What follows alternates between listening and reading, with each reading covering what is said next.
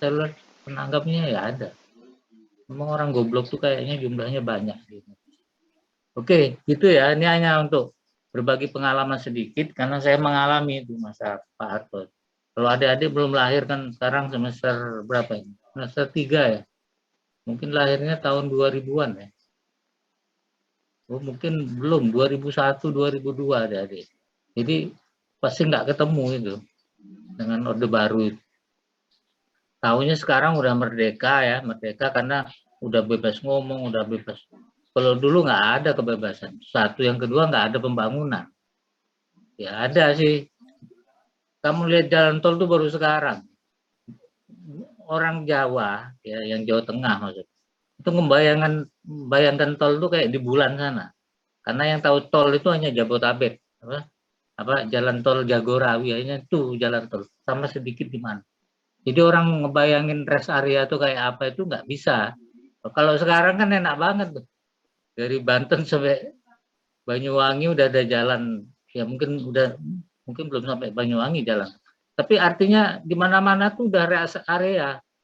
Dari Jogja mau ke Semarang, dari Semarang mau ke Solo, dari Solo mau ke Salatiga. Orang udah lewat jalan tol. Dulu nggak ada kayak gitu jalan. Jadi ngebayangin rest area itu nggak ada. Sekarang dekat sekali, bahkan Jogja akan masuk jalan tol itu. Betul-betul masuk membelah kota itu. Sampai ke arah barat ya, ke Kulon Progo, ke bandara. Jadi padahal duit dulu banyak loh. Indonesia itu termasuk negara kaya karena dia negara pengekspor minyak yang besar. Entah kemana uangnya, heran deh. Sekarang untung alhamdulillah diizinkan Tuhan ya. Sudah ada jalan tol. Oh ya utang ya, memang harus utang. Kalau nggak utang dari mana membangunnya? Nah nanti negara tergadai, oh nggak mungkin Indonesia terlalu kaya untuk digadai. Dulu juga nggak ada pembangunan ya orang utang ya. Negara itu sejak dulu utang, walaupun nggak ada pembangunan, walaupun banyak minyak. Soeharto tuh ya utang. Lebih baik sekarang hutang tapi untuk jalan tol. Saya dengar ada orang protes. Jalan tol utang loh, memang pakai uang neneknya siapa membangun jalan gatot? Ya mestinya pakai utang, hanya utang yang bertanggung jawab. Jadi apa namanya komposisi hutang dengan kemungkinan untuk membayar itu masuk akal dan itu pasti masuk akal loh. Ahli-ahli ekonomi itu kan banyak. Saya rasa orang nggak bisa sebodoh dulu di mana pemerintah bisa semaunya bikin utang. Kalau sekarang itu kan ada peraturan-peraturan, ada regulasi, ada hal-hal sudah ditransparan sehingga kalau orang nyolong berlebihan itu nggak bisa. Tapi kalau nyolong diam-diam tetap bisa ya karena negara ini terlalu besar. Jadi yang namanya tikus pencuri itu mesti banyak. Tapi apapun yang jelas kamu beruntung karena pembangunan lumayan ada. Rata-rata tempat udah punya bandara dan kelihatan oh ini bandara. Kalau dulu beda bandara dengan kandang ayam nggak ada bedanya. Coba aja kamu ke NTT, NTB atau ke tempat saya Bangkasan. Ya bandara itu sama dengan kandang ayam, sebelahnya kandang ayam, kandang sapi. Kalau sekarang kan udah megah-megah. Walaupun sebagian bandara ternyata nggak berfungsi ya, karena terlalu semangat membangun. Ini di Jawa Barat itu kan belum jalan itu bandara, padahal mahal kayak. Ya tapi yang penting ada dulu lah, gampang kapan-kapan pakai. Jadi adik-adik bersyukur hidup di masa ini ya. Karena yang ini hanya aja, yang ini. Selingan cerita dari masa lalu. Oke, berikutnya siapa? Saya Pak. Oke, silakan Iqbal ya, monggo Iqbal. Izin share screen Pak. Ya, silakan.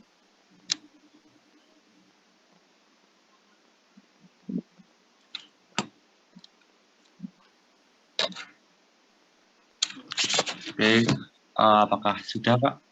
Oke, udah kelihatan. Oke, sebelumnya perkenalkan Iqbal Pramudia dengan NIM 032. Di sini saya akan mempresentasikan PowerPoint saya mengenai agama dalam perspektif Karl Marx.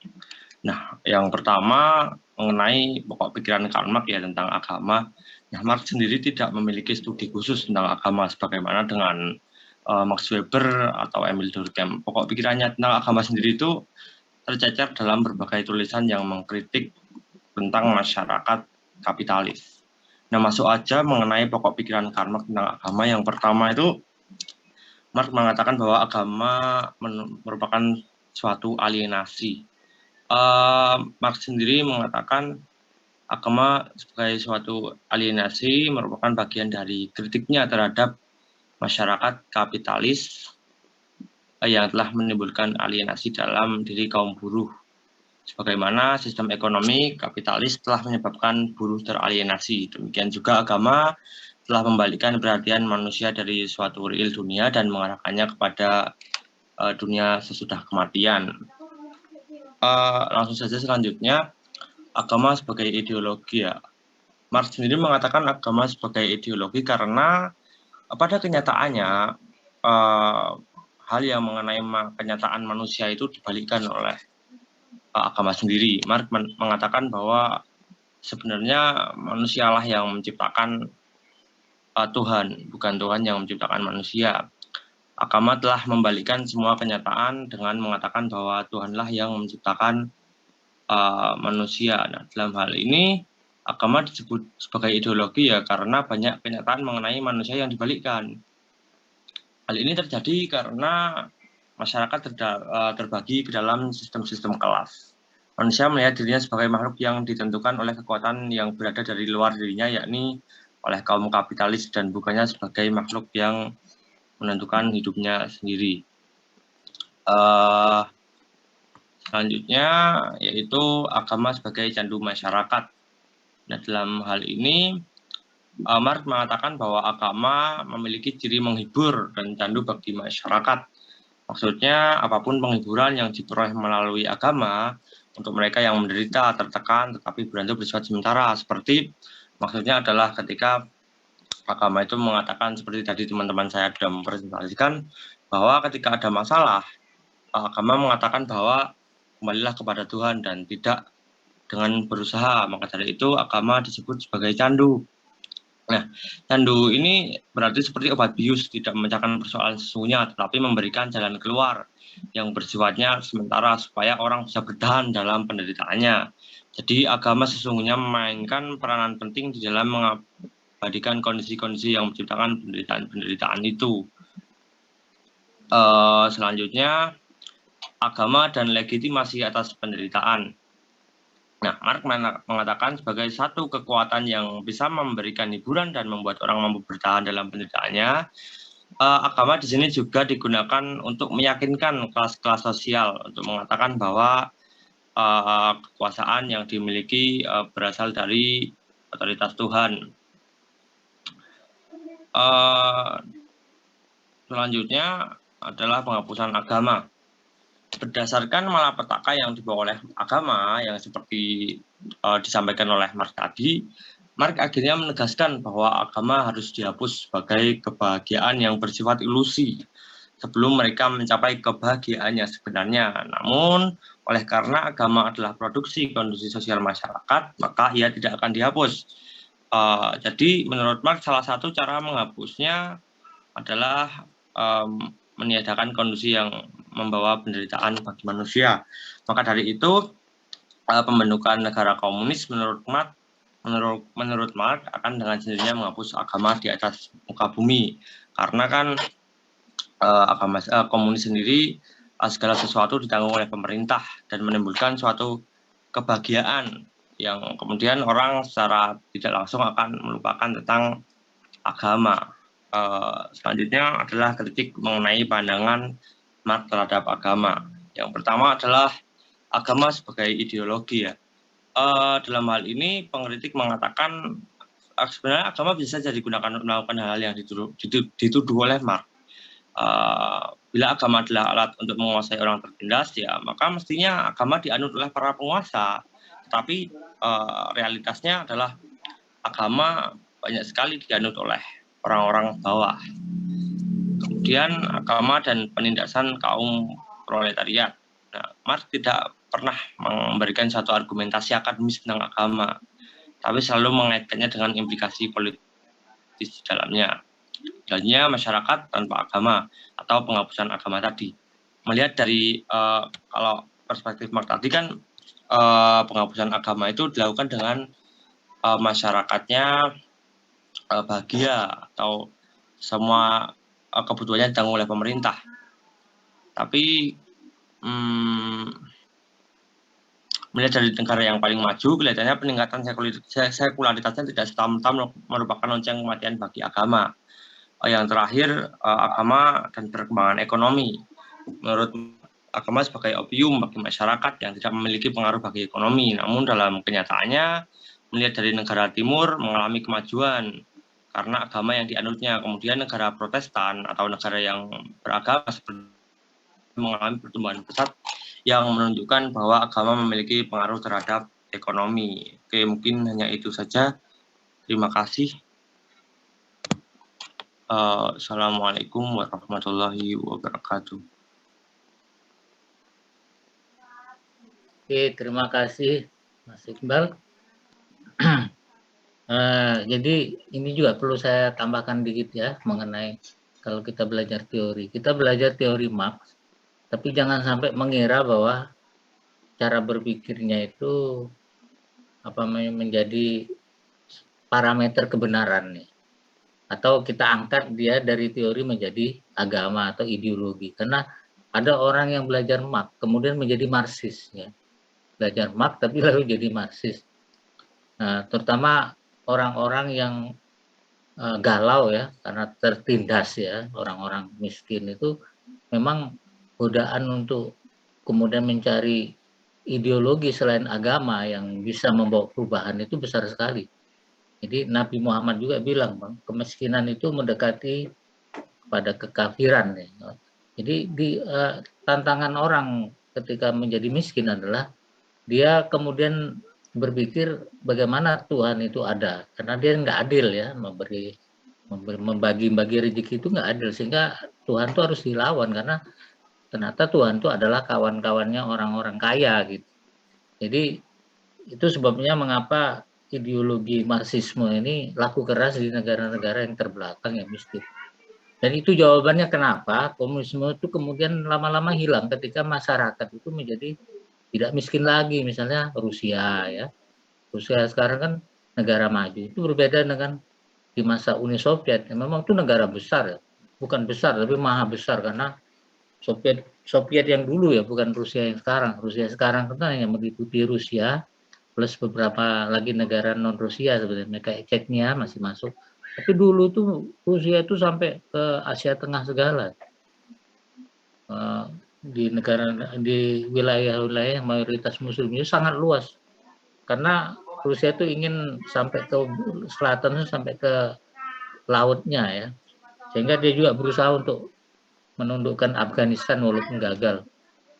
Jadi ketika negaranya makmur itu nanti komunisme itu hilang karena sebab orang untuk mengatakan Tuhan tidak adil itu udah nggak ada alasannya. Mungkin begitu juga kisah dari komunisme Cina, walaupun Cina sekarang masih mengatakan dirinya partai komunis ya, tapi itu tunggu waktu karena negara itu sekarang udah jadi Jadi ini berbeda dengan ramalan Karl Marx yang mengatakan bahwa agama yang akan hancur apabila orang-orang proletar ini akan memegang pemerintahan, komunisme agama akan hancur. Tapi yang terjadi sekarang justru komunisnya yang hilang.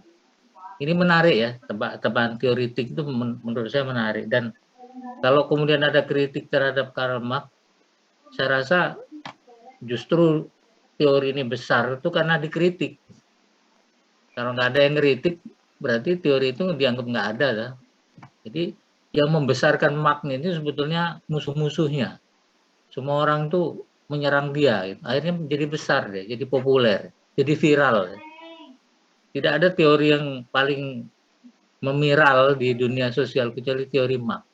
Itu teori paling viral, paling keren, paling bersemangat orang ngomongnya karena sisi yang bolong dari kerangka teori Marx itu kan tampak sekali. Dia hanya melihat satu sisi dari kehidupan manusia dan itu menyebabkan orang melihat itu Anda orangnya di situ. Lalu mereka menambah. Tanpa dia tahu ketika dia mengatakan kurangnya Marx itu sebetulnya lebihnya Karl Marx. Kelebihan Karl Marx adalah dia mengangkat sebuah isu teoritik dan itu kemudian menarik perhatian orang untuk terlibat dalam percakapan teoritik itu. Jadi tidak ada orang yang lebih populer di kalangan dunia sosial kecuali Karl Marx. Sehingga dalam 100 tokoh itu kalau nggak salah Karl Marx itu nomor 3 ya setelah Nabi Muhammad. Setelah Nabi Muhammad, siapa ya Nabi Muhammad?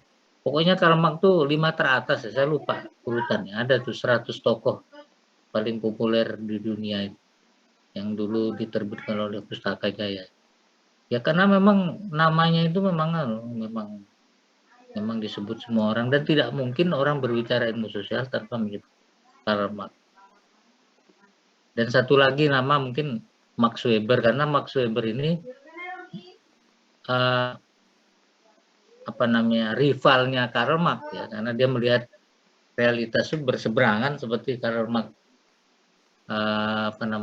menyebut dalam teorinya. Jadi kalau katakanlah Karl Marx itu melihat agama dalam cara suuzon ya, melihat sisi buruk dari agama. Tapi kalau Max Weber melihat husnuzonnya, apa manfaat, apa sumbangan agama terbesar bagi perubahan sosial, itu kira-kira kalau Max Weber. Sehingga dia nulis buku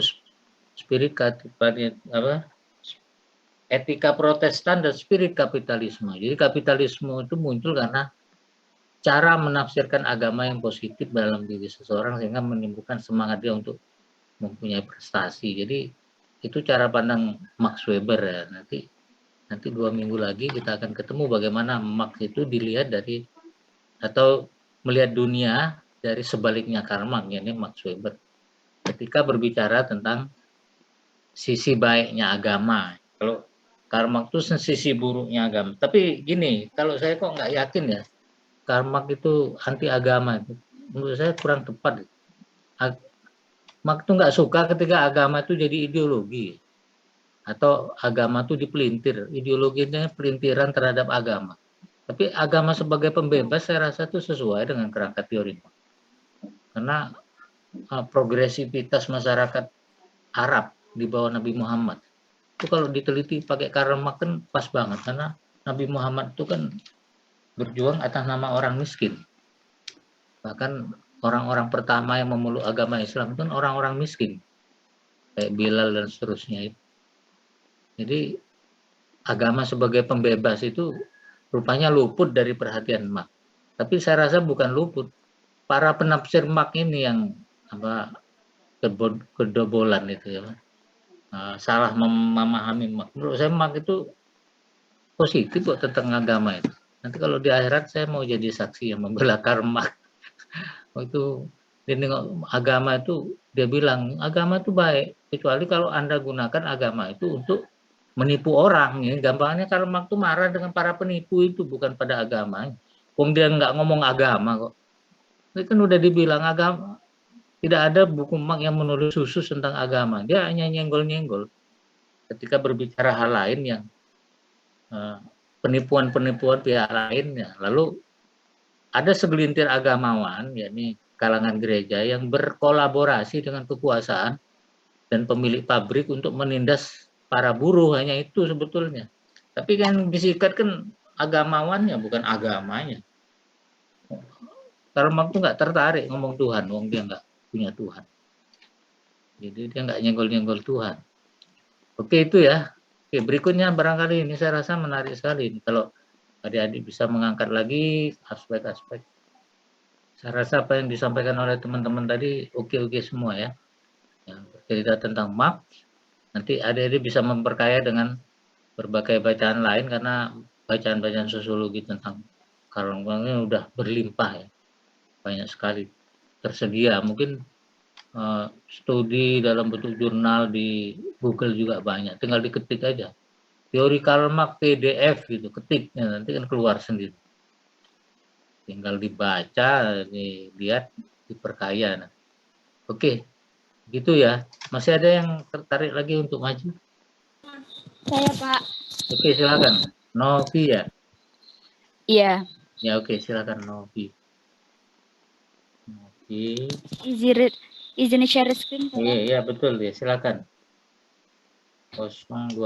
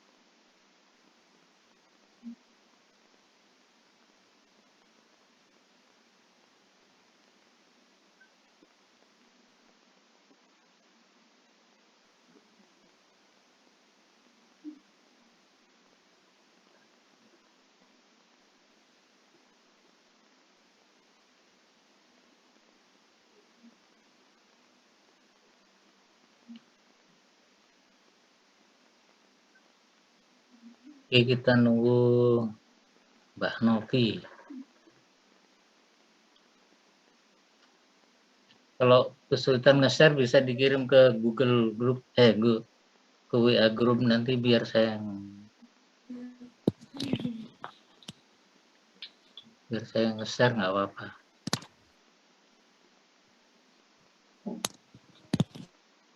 Sudah belum, Bapak? Coba, belum.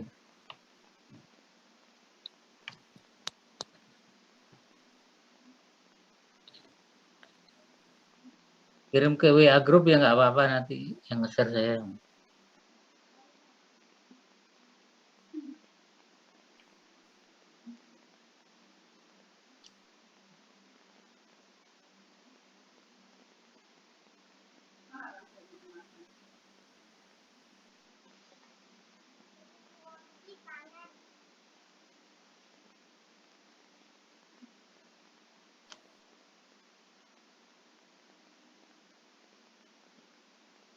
Novi pakai HP apa pakai laptop?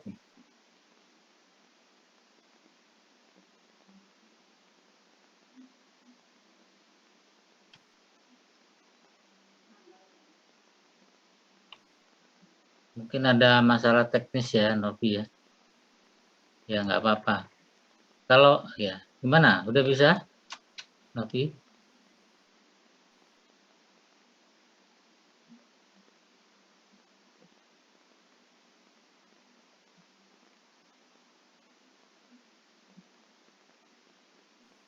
Novi masih ada kendala?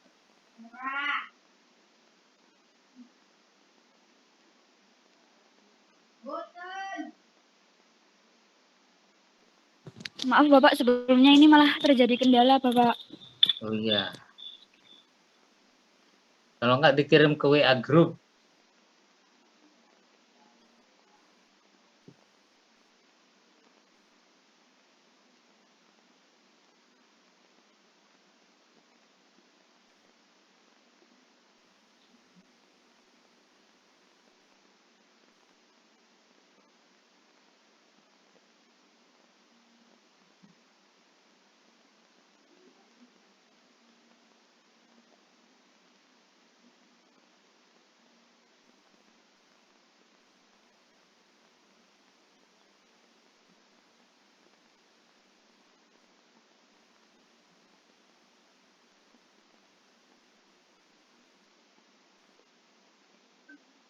Saya ada kendala, Novi?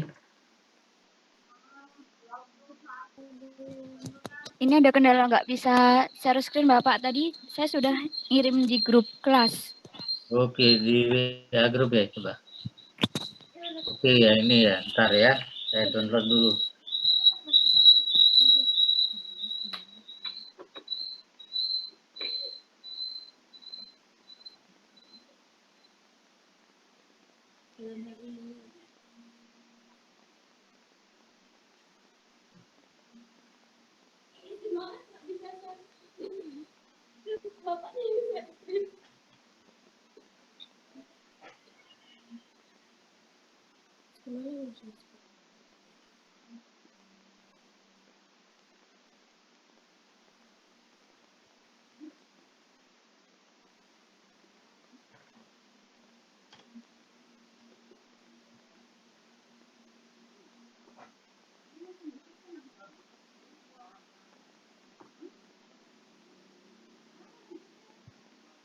Udah belum?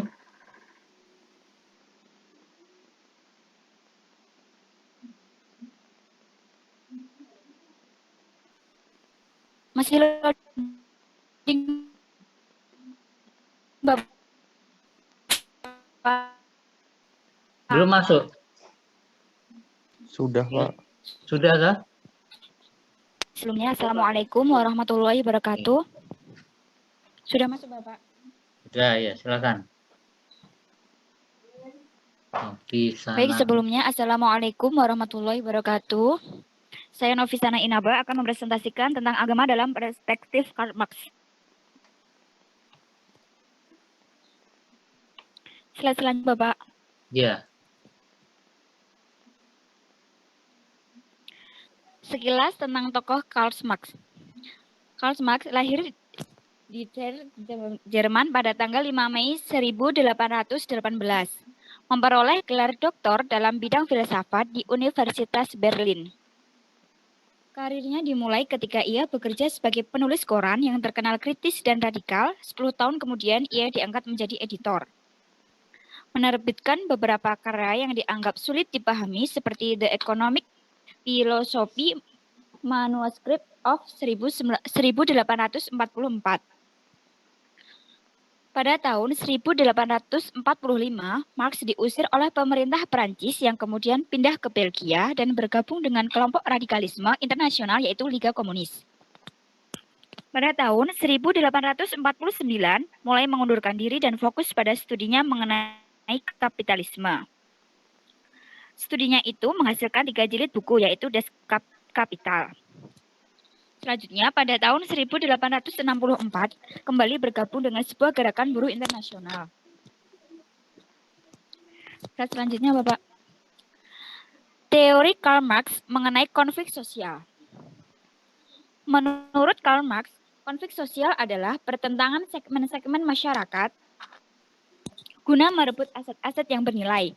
Konflik dapat timbul dari mana saja dalam masyarakat umum. Namun, menurut Karl Marx, konflik yang paling menonjol adalah cara suatu masyarakat memproduksi barang-barang. Konflik ini berangkat dari kaum kapitalis yang menguasai barang-barang material dan menjadikan kaum proletariat sebagai pekerja pabrik dengan gaji yang serendah-rendahnya. Dengan adanya konflik memunculkan sebuah alienasi. Alienasi yaitu keterangisan yang merasa bahwa kehidupan sosial tidak bermakna. Marx menyebutkan ada bentuk alienasi yang dialami oleh pekerja.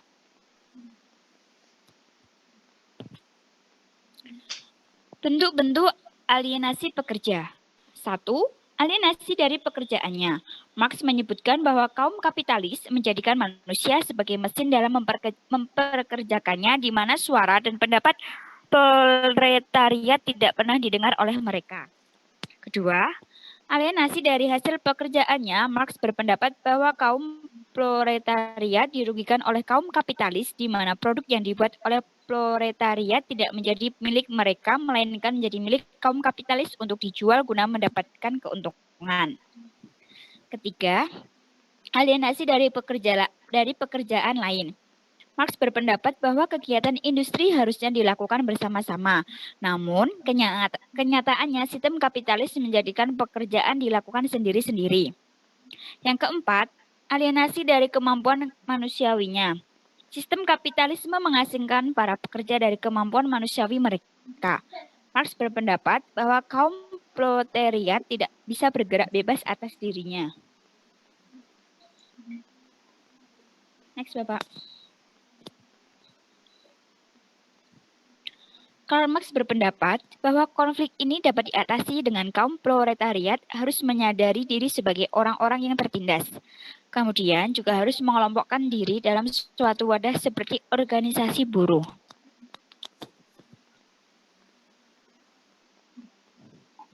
Pokok pikiran Marx terkait agama. Yang pertama, agama sebagai suatu alienasi. Marx berpendapat bahwa agama menjadi alienasi bagi kaum buruh, yakni agama telah membalikan perhatian manusia yang real dari dunia dan mengarahkan kepada dunia sesudah kematian. Pendapat Verberts yang diyakini oleh Marx yaitu agama menjadikan suatu teraliensi dari kemampuan-kemampuannya sendiri. Yang kedua, agama sebagai ideologi. Marx menyebutkan bahwa manusialah yang menciptakan Tuhan. Agama telah membalikan banyak kenyataan pada manusia dengan menyebutkan bahwa Tuhan yang menciptakan manusia. Hal inilah yang dinamakan agama sebagai ideologi. Menurut Marx, ideologi agama menciptakan alienasi produk masyarakat dengan sistem sosial. Next, Bapak. Pokok pikiran Marx terkait agama yang ketiga, agama sebagai candu masyarakat. Agama disebutkan Karl Marx sebagai sebuah candu dalam masyarakat yang diyakini bahwa memberikan efek hiburan sementara agar manusia dapat bertahan dalam penderitaannya.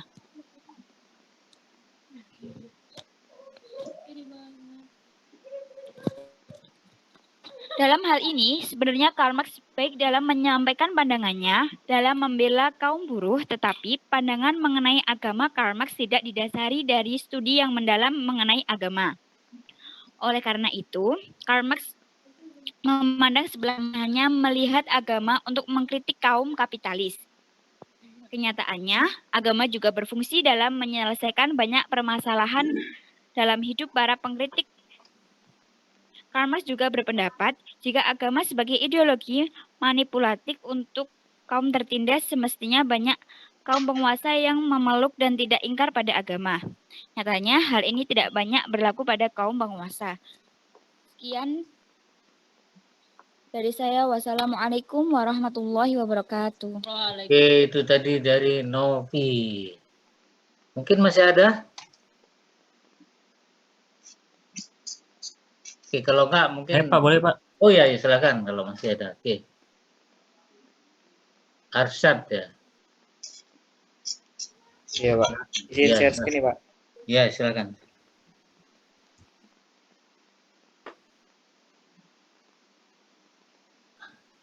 Arsyad Abu Rahman.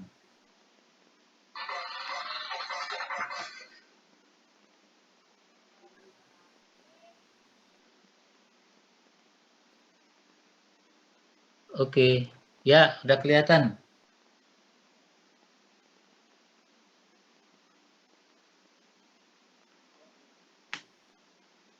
Assalamualaikum warahmatullahi wabarakatuh. Waalaikumsalam warahmatullahi wabarakatuh. Di sini saya akan mempresentasikan agama dalam perspektif Karl Marx. Yang pertama, biografi singkat Karl Marx. Karl Marx adalah seorang tokoh sosiologi klasik. Karl Marx lahir di Retier pada tanggal 5 Mei 1818. Dia berasal dari keluarga kelas menengah. Orang tuanya berasal dari pendeta Yahudi. Marx menjadi seorang radikal sejak memasuki dunia perkuliahan pada tahun 1835. Dia mengeluarkan karya-karyanya bersama Engels sejak tahun 1845. Pada masa Marx mengusulkan sekolah pabrik yang diharapkan bisa mensejahterakan kaum anak dan remaja buruh. Di sini pokok pikiran Karl Marx tentang agama. Yang pertama ada agama sebagai suatu aliansi, kedua agama sebagai ideologi, ketiga agama sebagai candu masyarakat, keempat agama dan legalisasi atas pemerintahan, kelima penghapusan agama. Yang pertama agama sebagai suatu aliansi. Menurut Marx, agama sebagai suatu aliansi merupakan bagian dari kritiknya terhadap masyarakat kapitalis yang telah menimbulkan aliansi dalam diri kaum buruh. Sebagaimana sistem ekonomi kapitalis telah menyebabkan buruh terrealisasi, demikian juga agama telah membalikan perhatian manusia dari situasi real dunia dan mengarahkannya kepada dunia sesudah kematian. Yang kedua, agama sebagai ideologi. Menurut Marx, agama dikatakan sebagai ideologi karena banyak kenyataan mengenai manusia yang dibalikan. Marx mengatakan bahwa sebetulnya manusialah yang menciptakan Tuhan dan bukannya Tuhan menciptakan manusia. Agama telah membalikkan semua kenyataan dengan mengatakan bahwa Tuhanlah yang menciptakan manusia. Yang ketiga, agama sebagai candu masyarakat. Marx mengatakan bahwa agama memiliki ciri menghibur dan candu bagi masyarakat. Maksudnya, apapun hiburan yang diperoleh melalui agama untuk mereka yang menderita dan tertekan. Tetapi hiburan itu bersifat sementara. Yang keempat, agama dan legitimasi atas penderitaan. Sebagai satu kekuatan yang bisa memberikan hiburan dan membuat orang mampu bertahan di dalam penderitaannya, agama juga digunakan untuk meyakini kelas-kelas sosial yang berkuasa dan memperoleh keuntungan dari kepincangan sosial itu. Dengan mengatakan bahwa kekuasaan yang dimiliki berasal dari otoritas Tuhan. Kelima, penghapusan agama. Marx mengatakan agama dikatakan sebagai ideologi karena banyak kenyataan mengenai manusia yang dibalikan. Marx mengatakan bahwa sebetulnya manusia yang menciptakan Tuhan bukannya Tuhan menciptakan manusia. Agama telah membalikkan semua kenyataan dengan mengatakan bahwa Tuhanlah yang menciptakan manusia. Terdapat kritikan terhadap pandangan Marx. Yang pertama, agama sebagai ideologi. Agama bisa saja digunakan untuk melakukan hal yang dituduh Marx. Bila agama adalah alat untuk menguasai orang tertindas, maka semestinya agama dianut oleh para penguasa dan bukan sebaliknya. Yang kedua, agama dan perkembangan ekonomi. Menurut Marx, agama sebagai opium bagi masyarakat yang tidak memiliki pengaruh bagi ekonomi. Namun dalam kenyataannya melihat dari negara timur mengalami kemajuan karena agama yang dianutnya, kemudian negara Protestan seperti Eropa Barat juga mengalami pertumbuhan besar yang menunjukkan bahwa agama memiliki pengaruh terhadap perekonomian. Yang ketiga, masyarakat tanpa agama. Melihat dari negara yang paling maju, kelihatannya peningkatan skolaritasnya tidak serta-merta merupakan lonceng kematian bagi agama. Yang keempat, agama dan penindasan kaum proletariat. Marx tidak pernah memberikan suatu argumentasi akademis tentang agama, tetapi selalu mengkaitkannya dengan implikasi politis dalamnya. Terima kasih, Pak. Wassalamualaikum warahmatullahi wabarakatuh.